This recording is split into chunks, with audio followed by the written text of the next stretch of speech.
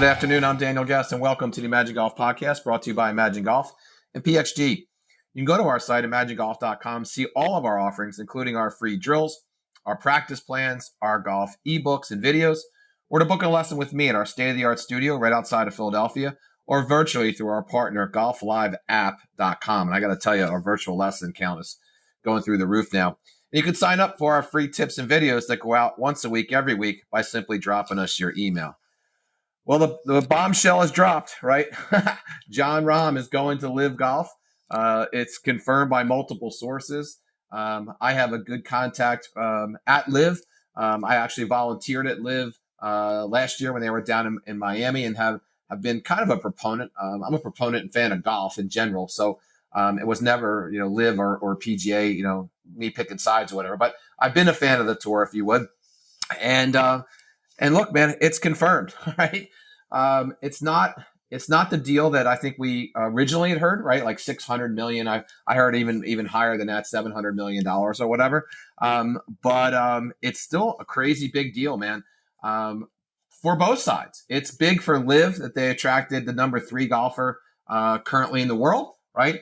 It's big that his heritage being Spanish, right? So it gives a broader reach, outside of the confines of American golf, if you would. So it's a massive deal, right? Especially since Rahm said and was quoted a couple times saying he's never going to go, right? So, but look, if I had a dime for every time I said something and had to walk it back, I'd be a rich man. So I think we're all there, right? So look, here's the deal as I know it, right? It's $300 million, right? And he gets that $300 million over 5 years. Actually, that's not true. He gets that $300 million. He gets half of the LIV money the day he signs the agreement. So 24 hours later, half of that money is in his bank account. And on the second year, or the beginning of the second year, the remainder of that is given to him there. It's for 5 years, and there's a clause that claw back that money if he doesn't stay. So it goes through 2028.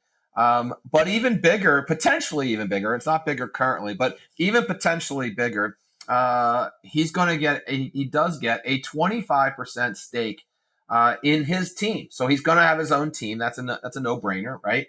I can't wait to see the logo and all that. I think the team aspect about LIV is very, very cool. And that 25% of the team, right, that can go. There's been rumors, there was plenty of rumors, about 6-8 months ago, that Adidas was interested in buying one of the teams for $1 billion, right? So if that is even remotely true, okay, he's going to stand to make a significant, even more significant payday on owning a stake in the team, right?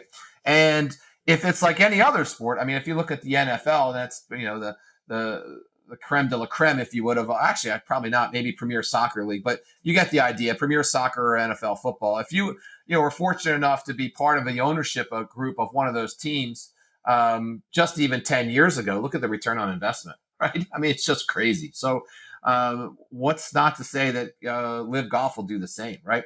I think if nothing else, right, it solidifies that LIV is going nowhere. Right. I mean, absolutely. I never believed it was going anywhere. But if you don't believe all the naysayers that are, PGA through and through and hate everything LIV, stands for, if you would. Right. I got news for you. It ain't going away. It was never going away, in my opinion. Right. It's not a merger between LIV and the PGA tournament. Right. Or PGA, I mean. LIV is owned by the Saudi PIF, Public Investment Fund. Right. And the PIF now owns the PGA.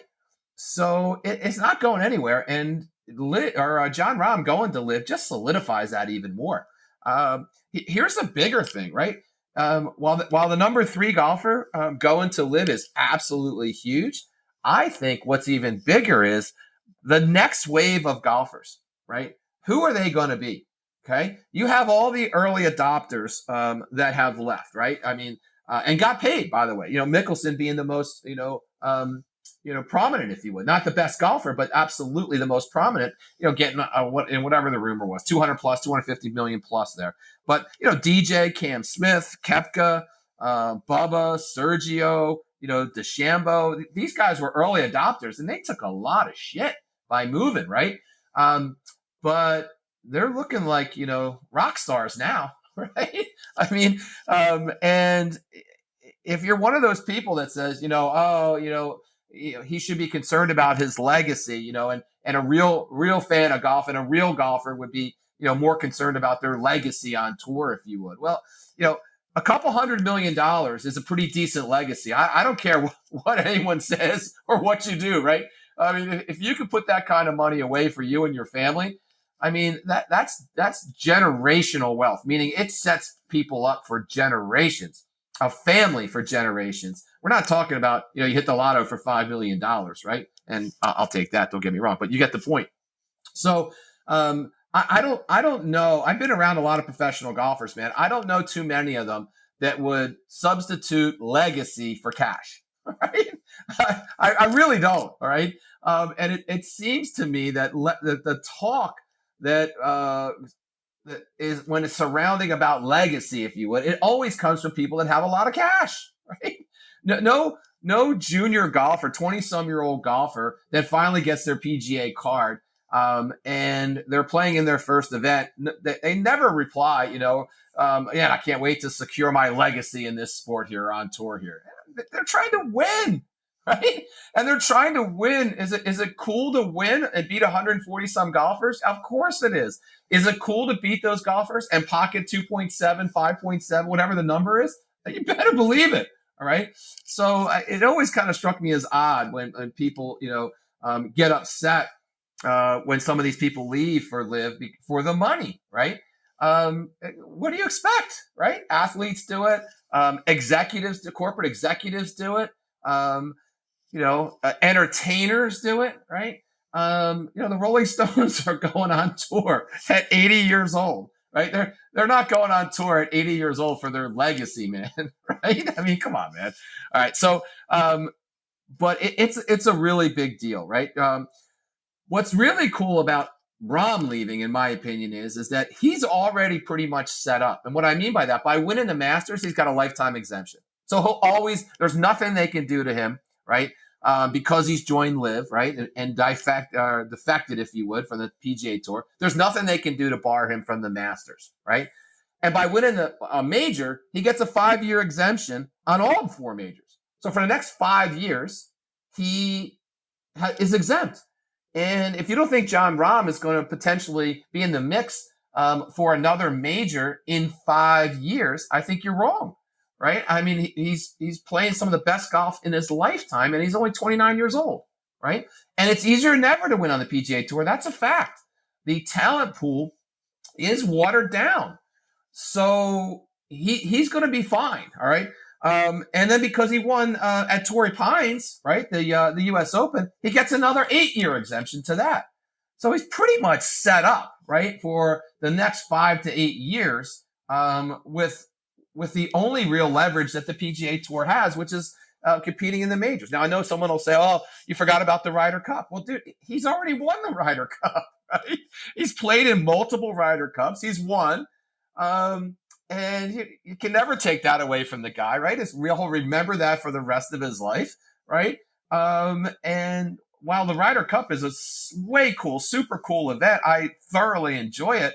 Again, we're talking hundreds of millions of dollars for the potential not to be able to play in a exhibition golf tournament, because that's what it is. It's an exhibition, right? Come on, man, right? No one is going to turn down that money. And if he did turn down that money, he would have been crazy, right?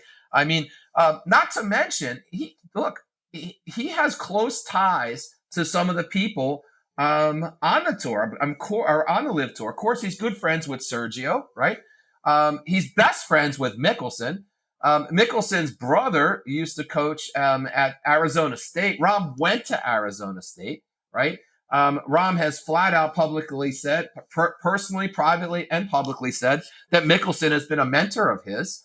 So if you don't think Phil's been in his ear for the last couple of years, probably, I think you're wrong, right?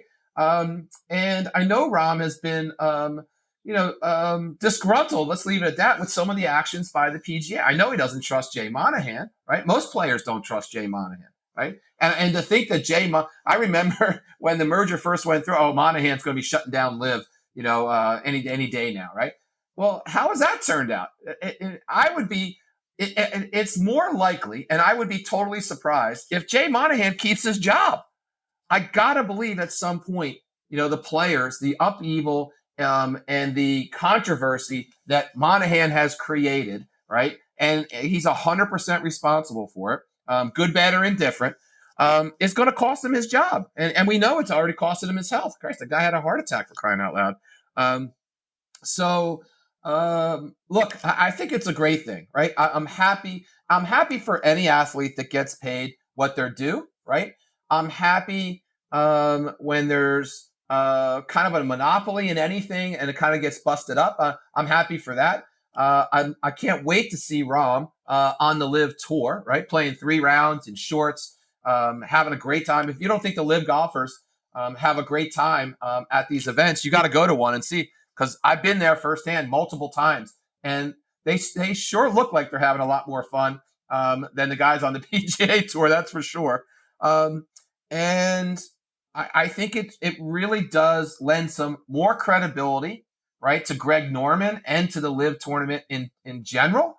And I think it definitely opens the doors for that next round of players. And look, who knows, right? I mean, there's plenty of rumors about who's going to go, but there's plenty of names that make sense. I'm not going to name them all, but Jason Day, a phenomenal golfer, great guy, right? But arguably, is he going to be in contention on the PGA Tour week in and week out?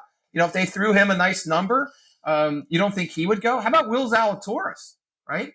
Will Zalatoris was a shining star on the PGA Tour. He was going to, no one's going to be the next Tiger, right? No one's going to get, 82 PGA victories anytime soon, or probably in my lifetime, right? But my point is, they couldn't stop talking about him. Then he had a back injury.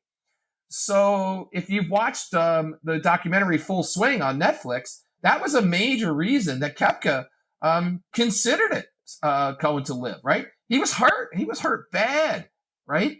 So if you're hurt and you can't play, you can't get paid, right? So that was a big factor in his decision. And we all know now he's better and he still supports the decision. But to think that Will Zalatoris can't be pried away from the PGA Tour with a big number, considering where he's at in his life right now, I think you're crazy. And by the way, I know you're crazy if you don't think every golfer, with maybe the exception of Rory, because he's run his mouth so much about the PGA Tour, the LIV Tour, but I guarantee you, and that includes Scotty Scheffler, Tony Finau, Patrick Cantlay, all these guys, and some of which have been outspoken, right, or either positive or negative, but definitely outspoken, right? But if you don't think that they have a number in their head or haven't talked to their agent about a number that would get them to consider it, I know you're wrong. Because again, I've talked to professional golfers, I've talked to agents of professional golfers, I've talked to caddies of professional golfers, and I've talked to some of the top 10 trainers and coaches that have coached these professional golfers, and they all say that, right? That there is absolutely a number that would get almost everybody, all right, to leave, right? Almost everybody. And even if it's just curiosity, they got that number. So, and what's wrong with that? There's no, look, I got my number, right? Someone wants to throw me a lot of money. I got it, right? I got that number. Let's go, game on. And I think that's the enterprising way. I almost said the American way, but I don't think it's an American thing. It's a enterprise thing, right? Who doesn't want to do better in their life? Who doesn't want to make more money, right?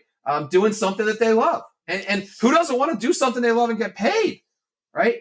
I would argue 80% of people out there are working in a job they don't like, an industry they don't like, right? So, these guys are doing, their dream, and they're, have an opportunity to get paid this massive amount of money, right? So, and don't even start down the road of, it's dirty money and, all this stuff. Come on, man. If we're not past that by now, you haven't been paying attention, right? So LIV to acquire Jon Rahm to come to LIV. It's a win-win for both. And I'm excited. I'm really excited. I think the official announcement Today is Thursday. The official announcement will be supposedly Friday. I would not be surprised if it got postponed.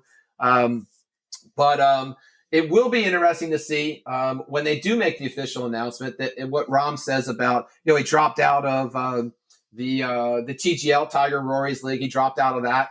That was probably a sign, right? So we should have saw the writing on the wall there. He dropped out of the Hero World Challenge, another sign, if you would, right, that no one kind of put two and two together. But it'll be interesting to see, what he says about the TGL league, if you would, right, and what he's going to do there. And it'll be interesting to see what Tiger says, if Tiger will allow, Jon Rahm to come into that league. My initial thoughts is probably not. They'll probably just part ways for now. Yeah, big deal, right? Again, big deal for everyone. Big deal for Greg Norman. Big deal for LIV. Big deal for the private investment or public investment fund. A big deal in a negative way for the PGA Tour, losing their number 3 and arguably one of the top stars. Not arguably, one of the top stars currently on the PGA Tour. But I think if you're a fan of golf, I think it's good for golf. So, hey, that's all I have in today's podcast. Thanks for listening today. Thanks for tuning in to all the podcasts. It's at an all-time high now, and I really, really appreciate that. Be sure to hit the follow button wherever you get your podcasts. Be sure to check out our site, if you would, imagengolf.com. And you can follow us on all the social media platforms, including YouTube. We just did a revamp on our YouTube site, and we're getting more hits than ever there. So a lot of good material up there, both on instruction and just golf in general. So be sure to check that out. It's YouTube at Imagen Golf, or YouTube/Imagen Golf. And hey, check us out again on all the social media platforms. I think I already said that. But as usual, here's to getting you the game that you've always imagined.